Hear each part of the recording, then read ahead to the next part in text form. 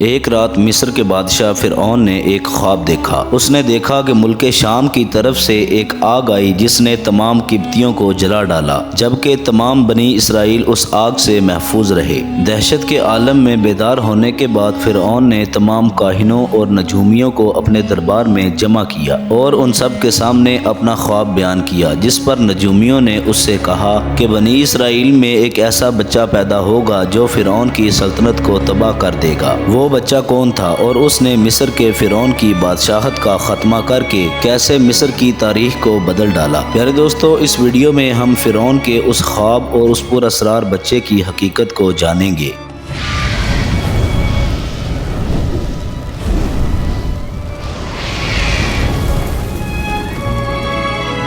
بسم اللہ الرحمن الرحیم۔ السلام علیکم ورحمۃ اللہ وبرکاتہ۔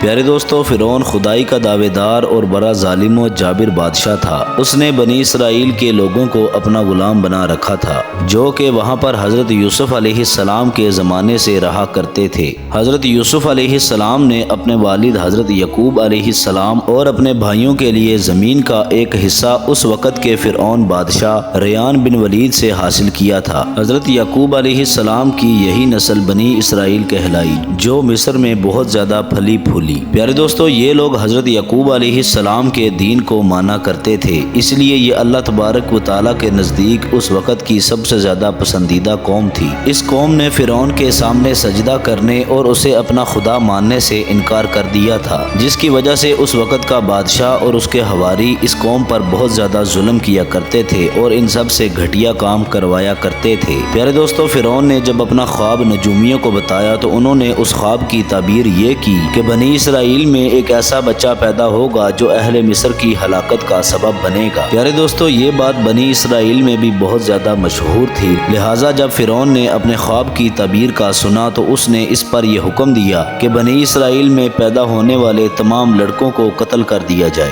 لہٰذا فرعون کے سپاہیوں اور خواریوں نے ہر ممکن کوشش کر ڈالی کہ بنی اسرائیل میں پیدا ہونے والا ہر نومولود لڑکا قتل کر دیا جائے۔ پیارے دوستو، لیکن اللہ تبارک و تعالیٰ کے فیصلے اٹل ہوتے ہیں۔ دیکھتے ہی دیکھتے بنی اسرائیل کے ہزاروں نومولود بچے قتل کر دیے گئے۔ پیارے دوستو، پھر ایک وقت ایسا آیا کہ فرعون سے قبطی سرداروں نے کہا کہ اگر بنی اسرائیل کے تمام بچوں کا اسی طرح سر عام قتل ہوتا رہا تو آنے والے وقت میں ہمیں اپنے خدمت گزار کم پڑ جائیں گے، تو پھر ہمارے گھٹیا اور غلیظ کام کون کیا کرے گا؟ لہٰذا یہ بات سن کر فرعون نے حکم دیا کہ 1 سال کا وقفہ ڈال کر بچوں کو قتل دوبارہ کرنا شروع کر دیا جائے۔ پیارے دوستو، ان دنوں حضرت موسیٰ علیہ السلام کی والدہ حمل ٹھہرنے کے ابتدائی دنوں میں تھی۔ اللہ تبارک و تعالیٰ کی قدرت کے ساتھ حضرت موسیٰ کی والدہ کے عام عورتوں کی طرح حمل میں نظر آنے والے اثرات نظر نہ آئے، جس کی وجہ سے حضرت موسیٰ علیہ السلام کی والدہ فرعون کی چھوڑی ہوئی دائیوں کی نظروں میں نہ آئیں، جو کہ ہر پیدا ہونے والے بچے کی خبر فرعون کو دیا کرتی تھی۔ پیارے دوستو، انہوں نے اس بات کو چھپائے رکھا یہاں تک کہ ولادت کا وقت آ گیا اور انہوں نے حضرت موسیٰ علیہ السلام کو پیدا کر ڈالا۔ اس بات کو ان کے قریبیوں کے علاوہ کوئی بھی نہیں جانتا تھا۔ پیارے دوستو، پھر نجومیوں نے فرعون کو یہ خبر دے ڈالی کہ وہ بچہ پیدا ہو چکا ہے،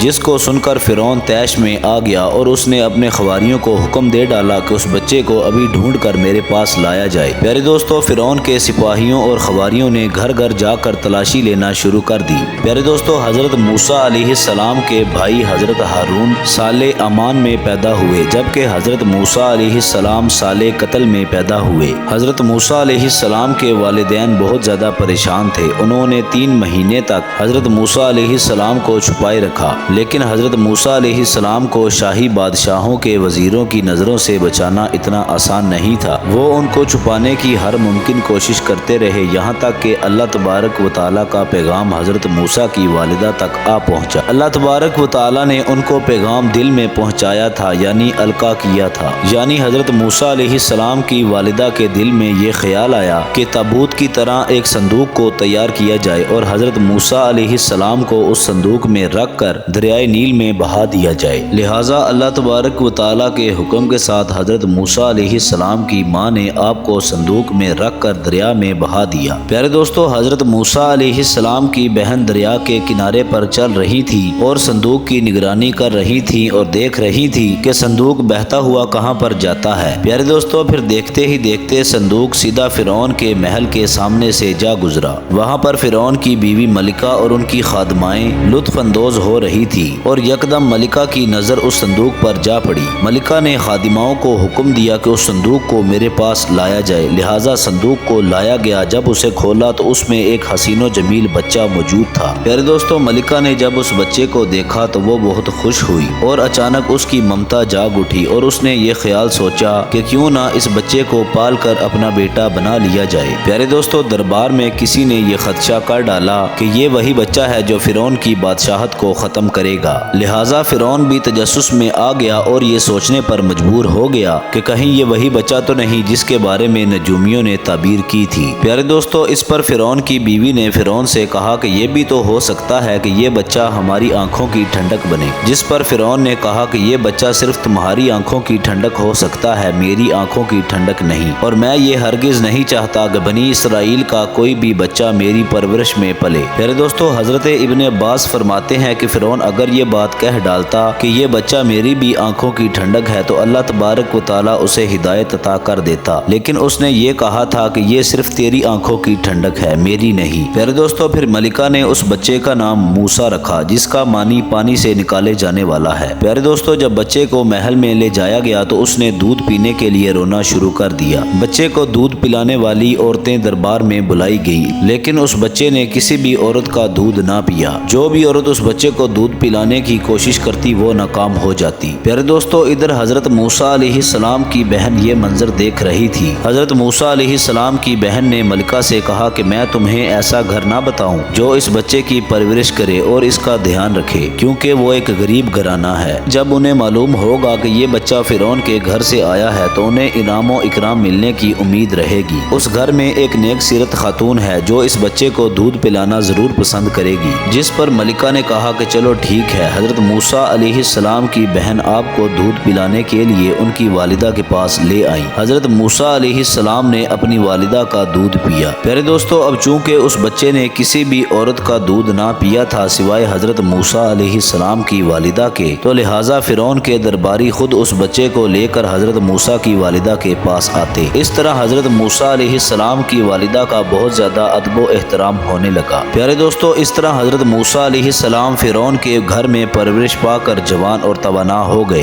حالانکہ اللہ تبارک و تعالیٰ نے پھر آپ علیہ السلام کو نبوت کا منصب عطا کر دیا۔ آپ علیہ السلام نے بنی اسرائیل کو مصر کے فرعون سے آزادی دلوائی اور بنی اسرائیل کو اپنے ساتھ لے کر مصر سے نکل گئے۔ پیارے دوستو، فرعون حضرت موسیٰ علیہ السلام اور بنی اسرائیل کو مارنے کے ارادے سے ان کے پیچھے لگ گیا۔ ادھر حضرت موسیٰ علیہ السلام اور بنی اسرائیل جب بحر احمر تک پہنچے تو اللہ تبارک و تعالیٰ کے حکم کے ساتھ دریا میں ایک لمبا راستہ بن گیا۔ پیارے دوستو، یہ وہی وقت تھا جب فرعون کا وہ خواب پورا ہونے والا تھا اور فرعون کی بادشاہت و سلطنت تباہ و برباد ہونے والی تھی۔ بنی اسرائیل تو اللہ تبارک و تعالیٰ کے حکم کے ساتھ اس سمندر کے راستے کو پار کر گئے، لیکن جب فرعون اپنے لشکر کے ساتھ سمندر کے راستے میں داخل ہوا تو اللہ تبارک و تعالیٰ کے حکم کے ساتھ سمندر کا راستہ بند ہو گیا اور فرعون اور اس کا پورا لشکر وہاں پر غرق ہو گیا۔ پیارے دوستو، ویڈیو کو لائک کر دیں، چینل کو سبسکرائب کر دیں، بیل آئیکن کو کلک کر دیں تاکہ ہماری نئی آنے والی مزید اچھی ویڈیوز باقاعدگی کے ساتھ آپ تک پہنچ سکیں۔ اپنا خیال رکھیے گا۔ اللہ حافظ۔